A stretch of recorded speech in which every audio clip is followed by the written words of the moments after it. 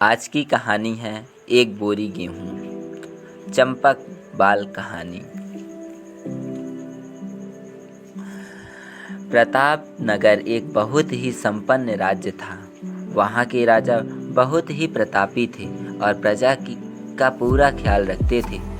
राजा ने पूरे जीवन प्रजा की मन से सेवा की थी, लेकिन अब वह बूढ़े हो चले थे, तो मन में बड़ी दुविधा थी कि उनके बाद राज्य कौन चलाएगा। राजा साहब के 3 बेटे थे। अब तीनों ने एक ही गुरु और एक ही विद्यालय से शिक्षा ली थी, लेकिन राजा ये निर्णय नहीं कर पा रहे थे कि कौन राज्य के लिए सबसे अच्छा उत्तराधिकारी है। अब राजा ने तीनों बेटों की परीक्षा लेने की सोची।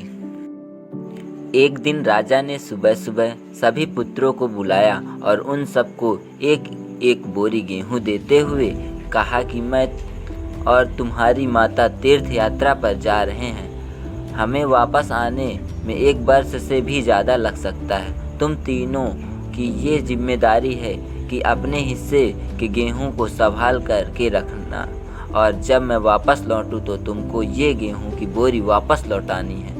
ऐसे कहकर राजा और रानी तीर्थ यात्रा पर चल दिए।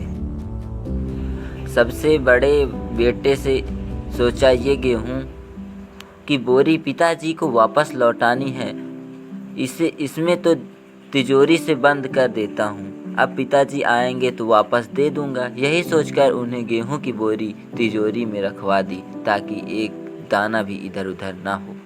दूसरे बेटे से सोचा कि तिजोरी में तो गेहूं सड़ जाएगा, मैं इन गेहूं को खेत में डलवा देता हूँ, जिससे गेहूं की अच्छी फसल होगी और पिताजी को 1 बोरी की बजाय कई बोरी गेहूं दे सकूंगा।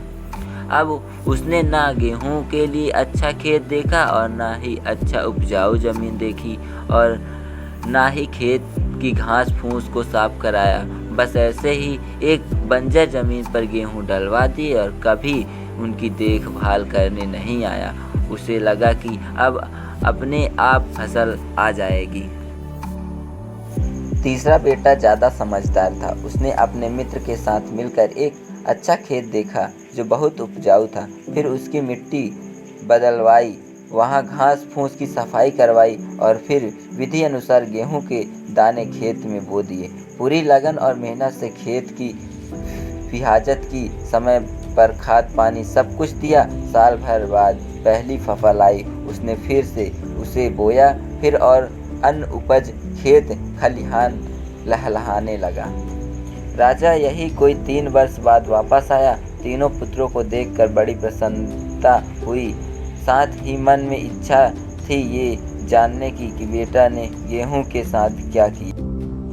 पहले पुत्र ने जैसे ही तिजोरी खोल के दिखाई, अंदर से बहुत बुरी बदबू आ रही थी। सब कुछ सड़कर राख हो चुका था। पिताजी ने कहा, ये अन्न है जिससे हम सब का जीवन चलता है, और तुम इसकी देखभाल नहीं कर पाए, तुम क्या राज्य संभालोगे। अब दूसरा बेटा पिताजी को उस जगह पर ले गया जहां उसने गेहूं को डलवाया था। वहां जाकर देखा तो जंगल था, बड़ी बड़ी घास फूस खड़ी थी, गेहूं का तो नामो निशान ही नहीं था। राजा बहुत नाराज हुआ और उसे भी राज्य का उत्तराधिकारी बनाने से मना कर दिया। अब तीसरा पुत्र पिता को अपने खेतों पर ले गया। वह दूर से ही एक अलग खुशबू आ रही थी। गेहूं की फसल लहलहा रही थी, चारों तरफ हरियाली और जीवन था, और उस खेत से 50 बोरी से ज़्यादा गेहूं उत्पन्न हो चुका था, और आज भी खेत में फिर से फसल खड़ी थी। राजा का मन देखकर बहुत प्रसन्न हुआ और राजा ने तीसरे बेटे को अपने राज्य का उत्तराधिकारी बनाने का निर्णय लिया।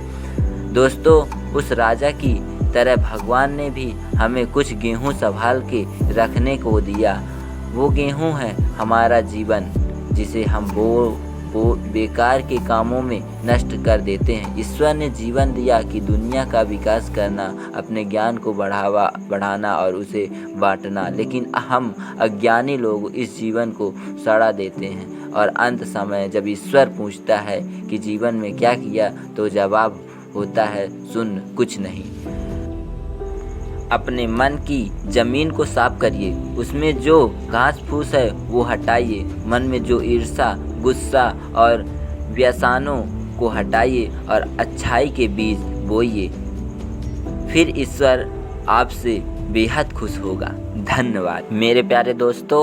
जैसे कि हम लोग इस कहानी में बहुत कुछ सीखा, कैसे राजा ने अपने बेटों की परीक्षा ली और उसमें जो परीक्षा में उत्तीर्ण हुआ उसको राज संभालने के लिए उसको उत्तराधिकारी बना दिया। प्यारे दोस्तों, जो मन में कचरा भरा हुआ है उसको आप हटाइए और अच्छे से अपने मन को साफ रखिए और कुछ अच्छा काम कीजिए।